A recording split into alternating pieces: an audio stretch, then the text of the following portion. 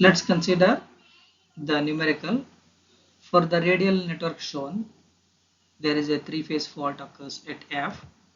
Determine the fault current and the line voltage at 11 kV bus under fault condition.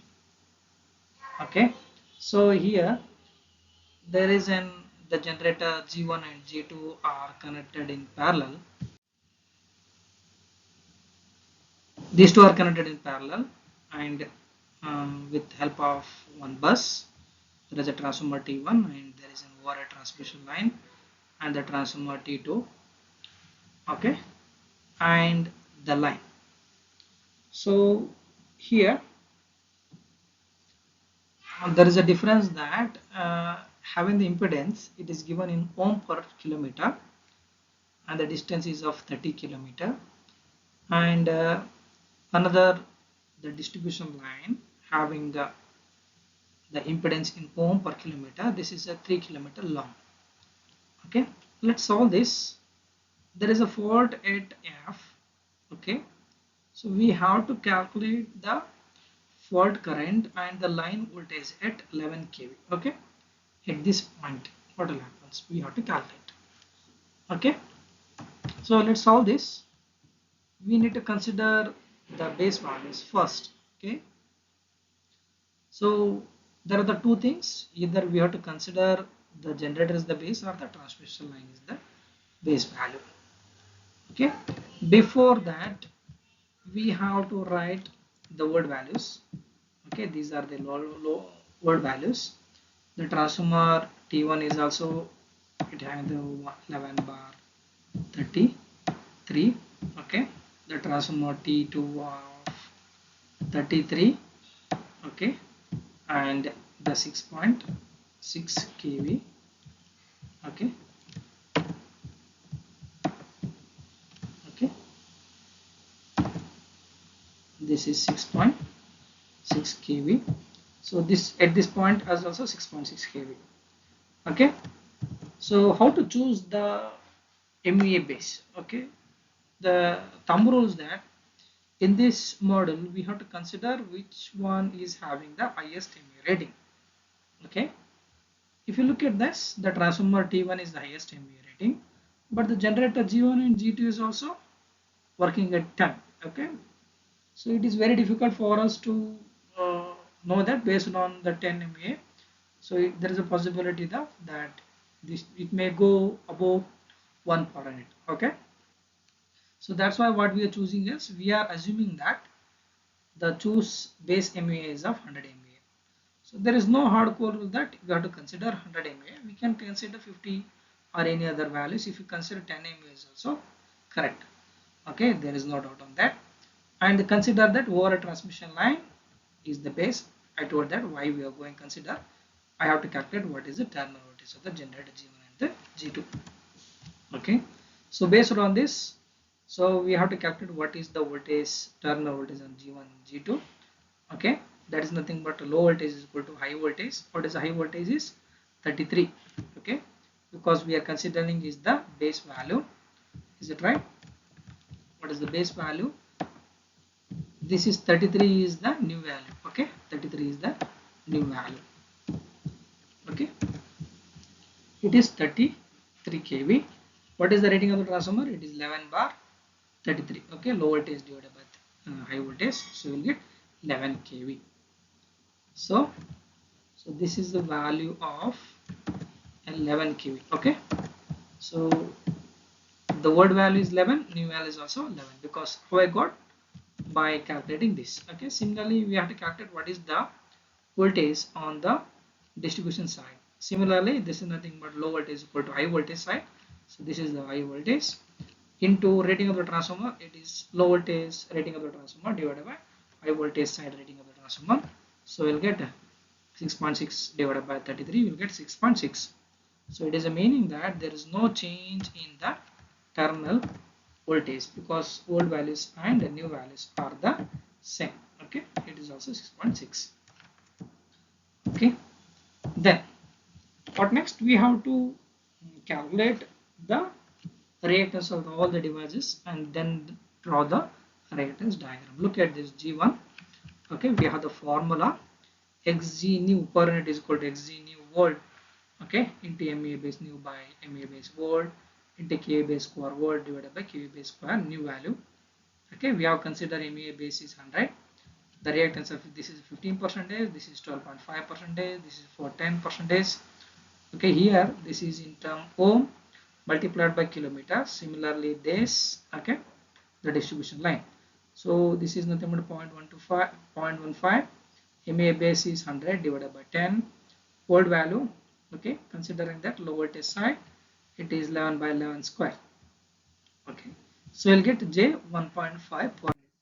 Similarly for the G2, okay, substitute this. It is 12.5 percentage, right? So this is nothing 0.125. MA base is 100. Volt value is 10. 11 by 11 square. Okay, 11 by 11 whole square. You will get the J 1.25 per. So similarly for the transformer T1, the formula is same. Okay, it is J 0.1. MA is new is 100. This is volt value. So here sometimes you will take this is the primary side, or you can take the high voltage side.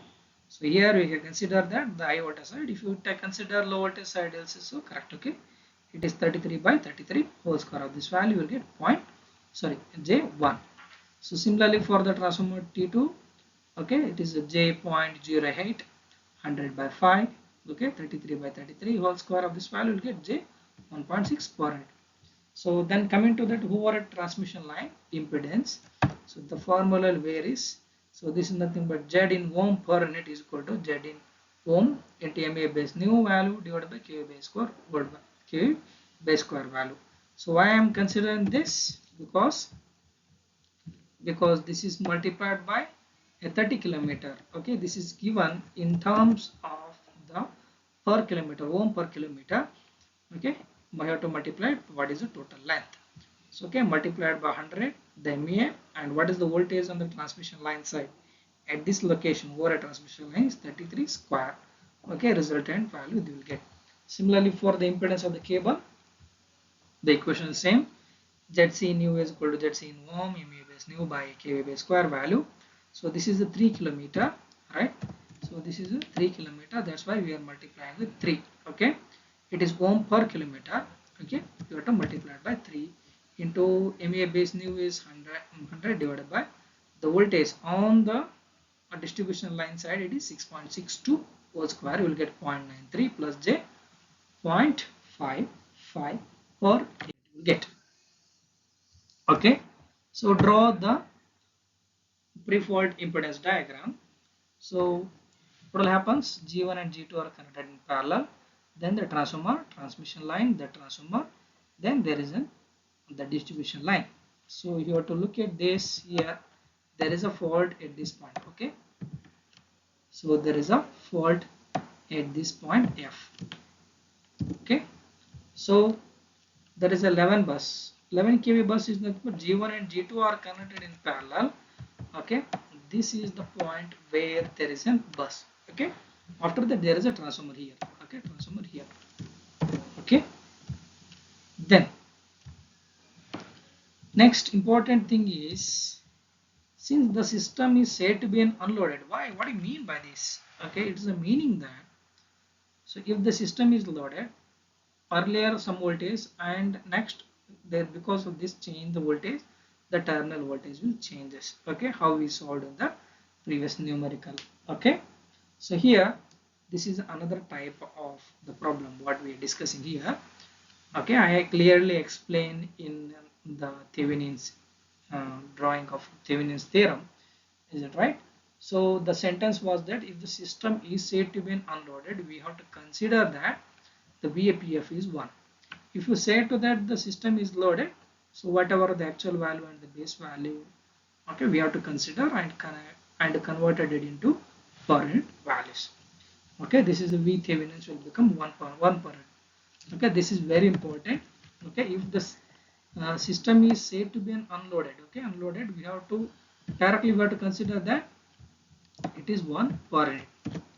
Okay, then we have to calculate what is the Z Thevenins. I told that in the previous concept. Okay, make all the voltage source short circuited. Okay, and then they calculate. Okay, this is 1.5, this is also 1.25. Okay, rest of the things are same. These two is connected in parallel, and these values are in series. Okay, so resultant will get these two are parallel and rest of the things are connected in parallel. You will get 5.1 at an angle of 70.8. Okay, per end. So we know that the Thevenin's theorem, what does it says that the voltage and the impedance. So based on this, so we'll get what is the fault current which is flowing. Okay, already we discussed that. So V Thevenin's is 1. Okay, Z Thevenin's is 5.1 at an angle of 70.8. Okay, so based on this, we have to calculate what is the current, right? So V by Z, so you'll get 0.196 at an angle of 70 point minus 70.8. Then this becomes per unit value. We have to calculate, means we have to multiply it by the base current. What is the base power? It is 100 MVA, and you have to careful here. Where is the fault which is going to take place? This the fault which is going to take place at the F. Okay, means on the distribution line side. So this is the what is the voltage on the distribution side line side is 6.6 kV. Okay, you have to be very careful. Here is the fault. At that point, what is the voltage? Okay, so you will get 8747 amperes. Okay, multiplied by this, you will get the actual value of the fault current which is flowing at this point. Okay, so another thing is that we have to calculate what is the voltage, okay, on the 11 kV bus during the fault. Okay, so means that what will happen the terminal voltage at during the type of the fault, because these two are connected in parallel and to the bus. Okay, this is the 11 kV bus at this point. What is the voltage? So this value we have to calculate. Okay, this value terminal voltage. Okay, so what we'll get this, so already we know that, so these are the impedance and multiply with what is the IF value. Understand? Okay, already we got the value of the current, right? What is the value of the current and this impedance? Okay, and this impedance I can able to calculate what is the terminal voltage of the generator G1 and the G2. Okay, so you can see to that 0.935, sorry, 0.93 plus J0.55 plus J1.6 plus J0.744 plus J0.99 plus J1. So you will get this is the impedance, multiply with respect to what is the fault current. Okay, already we got this. The fault current is 0.196, so at an angle of minus 70.8 degree. Okay, so this is the fault current and the impedance. Okay, multiply this, we will get the voltage in terms of the per unit. Okay, this is in terms of per unit. So I have to calculate what is the voltage, terminal voltage on generator. What is the terminal voltage on the generator G1 and G2 is nothing but it is working at 11 kV. Okay, multiplied by 11, so you'll get 9.625 at an angle of minus 2.82 degree kV. Okay, so this is nothing but you can see, observe here.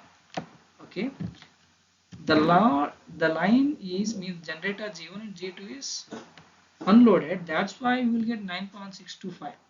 If the system is loaded, then what will happens, there is the terminal voltage of the generator G1 and G2 is going to be increase. So that is the difference we have to observe here.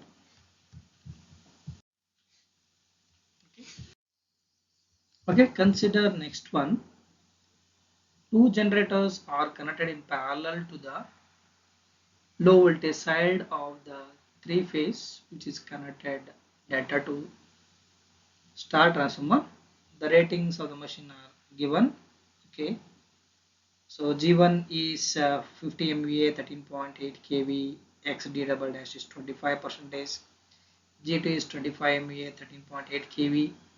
Okay, XD double dash is 25%.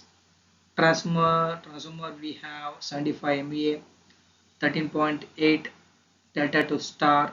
Okay, X is 10%. So the condition is that before the fault occurs, the voltage on the high voltage side of the transformer is 66. So you have to be very careful here because this is a 66. Actual rating is 69. Okay, the transformer is unloaded and there is no circulating current between the generators. Find the subtransient current in each generator when there is a three-phase fault occurs on the high voltage side of the transformer. Okay, so this is what we have to consider. That's all. Solution: we have to consider that the base values. Okay, before that we can understand that how does the generators G1 and G2 are connected. Okay, so this is consider that G1 and this is consider that G2 is connected. Okay, these two are connected in parallel. Okay, this is 1 and this is 2 and to the transformer. Okay, and to the transformer, then connected to the line or the load. Okay, let's see. So let us consider that base MVA is 75. Because uh, why we have to consider the generator and the transmission line side? This is very important to remember that. Okay, so what does it say is that before the fault occurs, the voltage on the HV side of the transformer is 66. The transformer is unloaded and there is no circulating current between the generators. Find the subtransient current in each generator when there is a three-phase fault occurs. Okay, we have to calculate what is the subtransient current in the generator. So that's why I'm going with the transformer then the generator. Okay, so this is what we are looking at, and we have to see to that where is a fault which is takes place actually. Okay, so there is a fault at this point. Okay, we are assuming that this is the fault location. Okay, consider that this is F. Okay, F. So directly where I am going with, because the transformer rating is the highest rating. Okay, I am going with the directly, or earlier we have considered that because what are the ratings for the all the component what is given is less. So that's why we choose on that, it is 100 MVA. So now we are going with the transmission line is the base. Okay, it is, this is nothing but transformer. Okay, transformer having 75 MVA, this is 75 MVA. What is the voltage on the transmission line? That's nothing but the transformer, it is 69 kV on the high voltage side of the transformer. So G1 is at 13.8. Okay, just a minute, I will write. It is 13.8 kV, means both the generator, and the transformer is also 13.8. Okay, 13 point. Okay,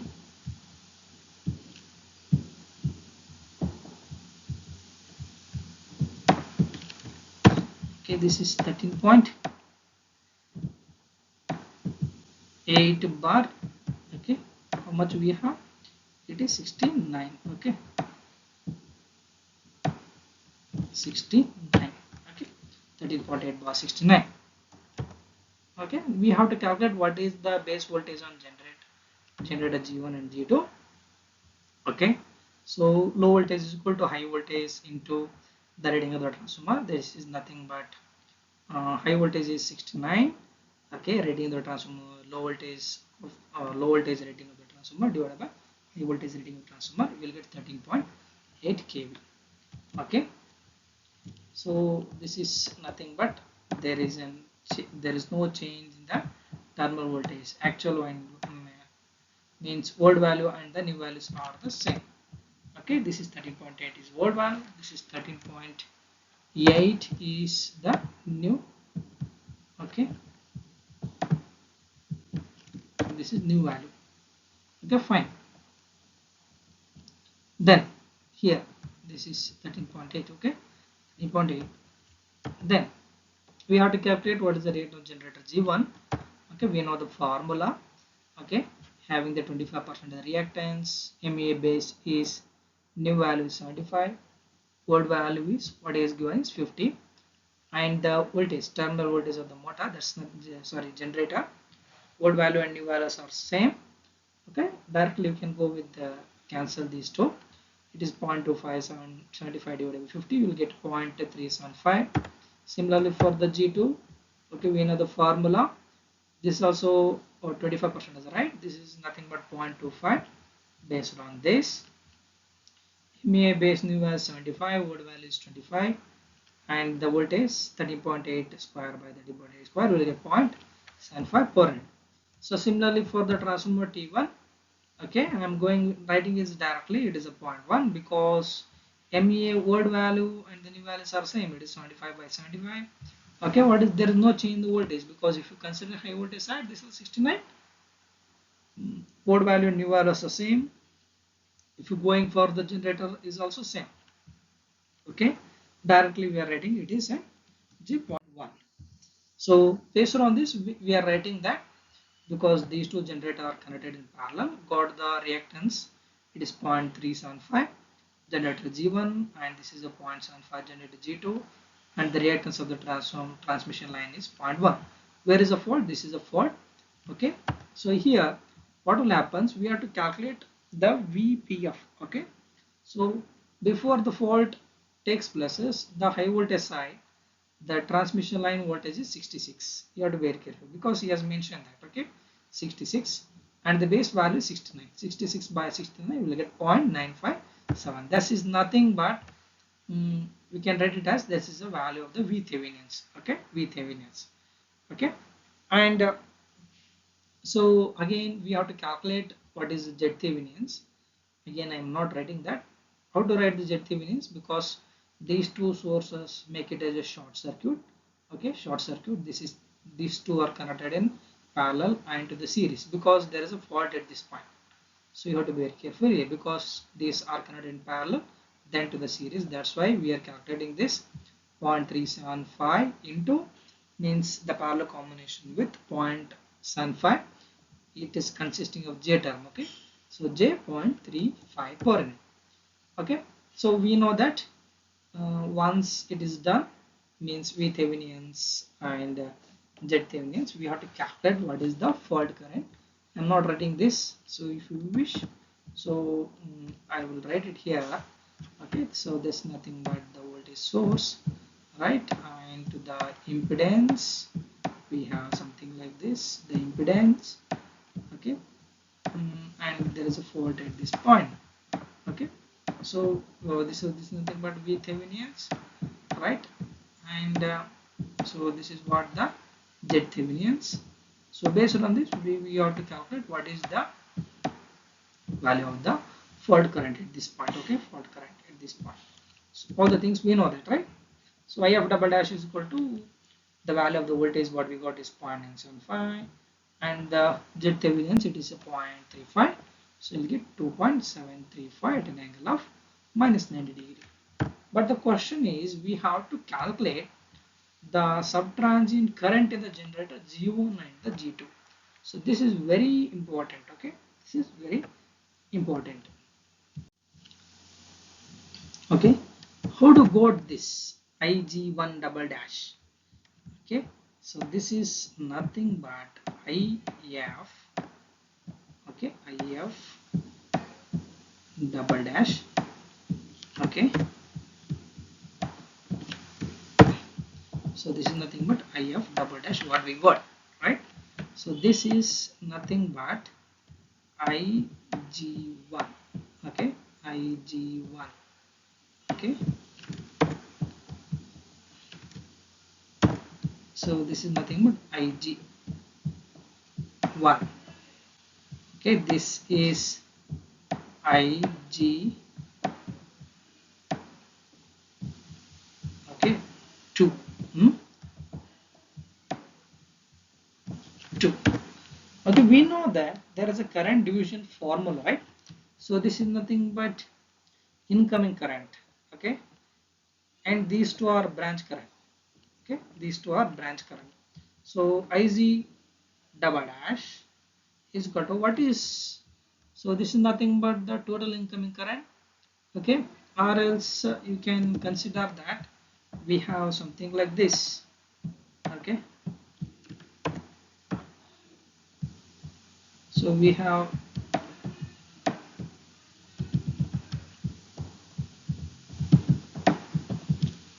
Okay, so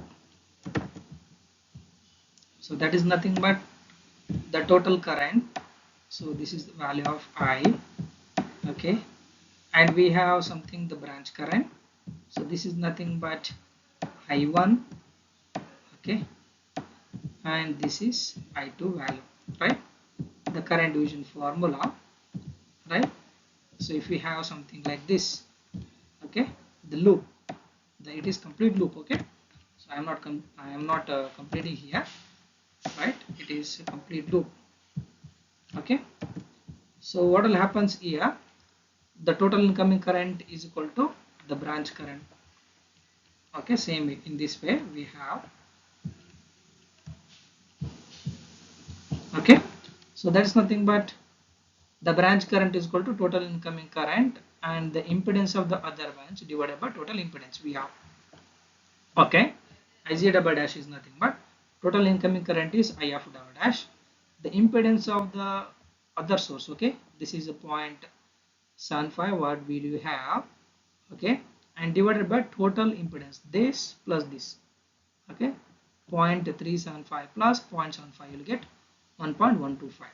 Okay, this is the resultant. Similarly for the Ig2, okay, If double dash into impedance of the other branch divided by total impedance. Okay, this plus this, so you will get J 1.125. Resultant you will get 0.912 at an angle of minus 90 degree. So we have to multiply with respect to base current. Okay, this is 75 MVA, and what is the voltage on the generator. Okay, what is the voltage on the generator, because we are calculating on generator G1 and G2, right? So 13.8 kV. Okay, we'll get 3137.7. So hence what will happens, this actual values, okay, multiply with respect to the per hour value. If double dash, it is 2.735 at an angle of 90 degree. Okay, multiplied with the base value of 3137, so we'll get 8581. Similarly for the generator G1, it is 1.823 at an angle of 90 degree. Okay, resultant we will get 5720 at an angle of 90 degree. Ig2 is 4 under the 0.912 at an angle of minus 90 degree. Okay, the base value will get 2861. So by adding up these, okay, Ig1 and Ig2 will get the I value, because it is flowing, means it is forcing the current to go to the generator G1 and the G2 value. So if he has asked the current, we have to multiply with the current. If he is asked for the voltage, we have to multiply it by the what is the value of the voltage. Okay, this terminal voltage of the generator G1 and the G2 we will get. Okay, so this is the another type of the problem what we have.